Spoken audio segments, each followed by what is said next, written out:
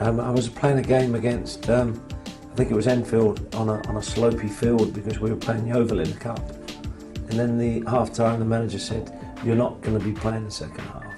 The bank manager's told us that we've got to sell you." So I went, "Oh, okay, fine." So the deal was done at 12 o'clock and I said, "Well, where am I going?" And he said, "We're going to Manchester." United had put a bid in. So I thought of going to Tottenham. But unfortunately, it wasn't unfortunately, it was like fortunate for me. I was northward bound, and next morning at about 8 o'clock, I think I was on the train to Manchester Piccadilly. And then bingo. Nickel. Hill! Yes! Oh, what a cracking goal! Got the ball. But here's Pearson. Hill! You actually do go out onto the field and there's 60,000 people. It's like, holy moly, you know, what's this? Because you first look at it, Millwall 9, 10, 11,000. Then you go to Old Trafford, it's got 60,000 people. It was deafening. And they're so close and they're all standing up. Obviously the semi-final, when I scored 2 goals that put us through for the first final that we'd been to in 8 years after the '68 European Cup final, I think was great because we'd suffered going down to the second division. And then the Doc's Red and White Army started to come flying back. We came buzzing out of the second division, right up to the first division. Stayed at the top of the first division and tried to dislodge Liverpool, and went to the final of the FA Cup. So we were back. Davis, not a good return ball. Hill, nicely played to Daly. The query is up. Hill, trying to turn it and does! Gordon Hill! And really the trap was sprung from the moment at the other end of the field that the return ball from Davis to Todd wasn't a good one. Good break by Manchester United. And the contrast between the two ends of the ground.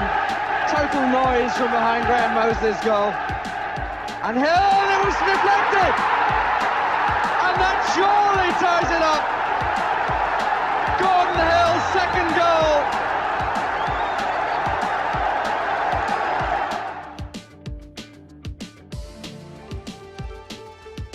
The European stage was something I loved playing against foreign opposition.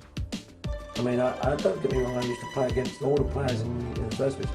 Foreign opposition, I'd love to turn them over. I loved it, and even now, you know, that we've got all these foreigners in the game, I still like to see people turn them over. I really do. It's something in you. Nickel.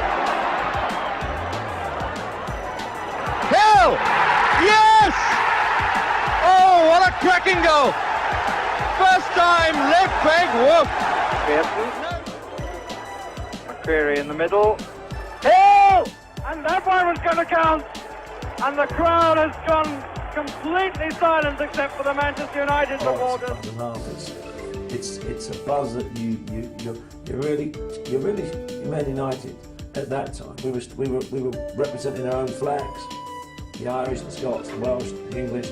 We were all representing their own flag, and we wanted to turn them over. We wanted to turn the Italians, the Juventus over. And we did that to the French, Saint Etienne, Porto, we turned them over. We weren't scared of anybody, but I think it was because we were maybe young and naive in the sense that you might get a thrashing, but we never got a thrashing.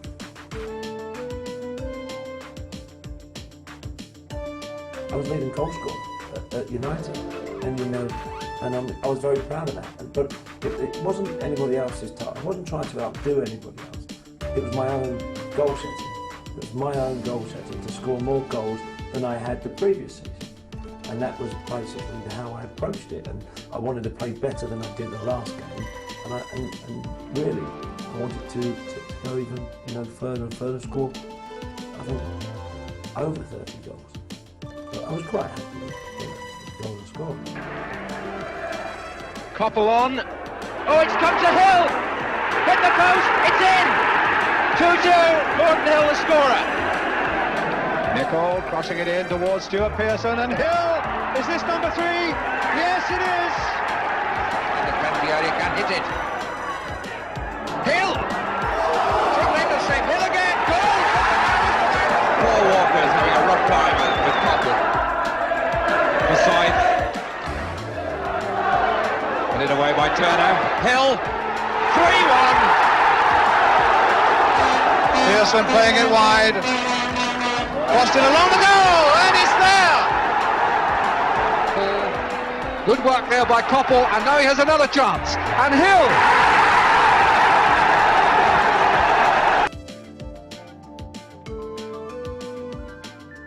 I wouldn't have said he was the top coach, but as a motivator, which is very much a very big part of football then and today, he was first class.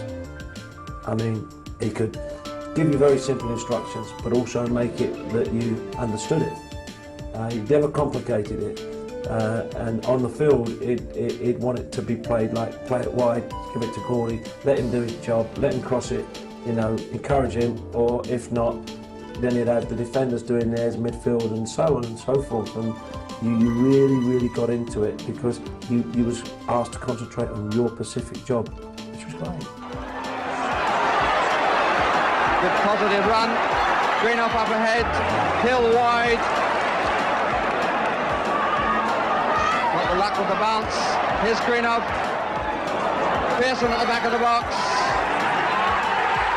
McElroy, and turned in by Macari. It's great midfielders like the Macaris and McElroys to be able to play them positions. Not everybody could have played that. And of course I was more of an attacking winger. Stevie was a defensive winger, but could also attack. And to me, Stevie was fabulous. He had a big engine. I mean, he can go up and down all day long. I couldn't. I used to be able to. I used to put everything into finishing. Stevie used to put everything into maybe defending and putting it in, and that reflected in the goals that Stevie got, the goals that I got, the defensive mistakes I made, and the defensive, pros for Stevie. So it was a great balance. Because you had little Lou Macari, who was very good to play with, smashing to play with, and Sammy, industrious, very work-on. And right away through there, you go back, Greenough's, Jimmy Nicol, young pup, coming through at the time, done very well, Jim, and then after Alberston took Stuart Eustace's place. So we were all young, we all have an average age of, I think, about 21.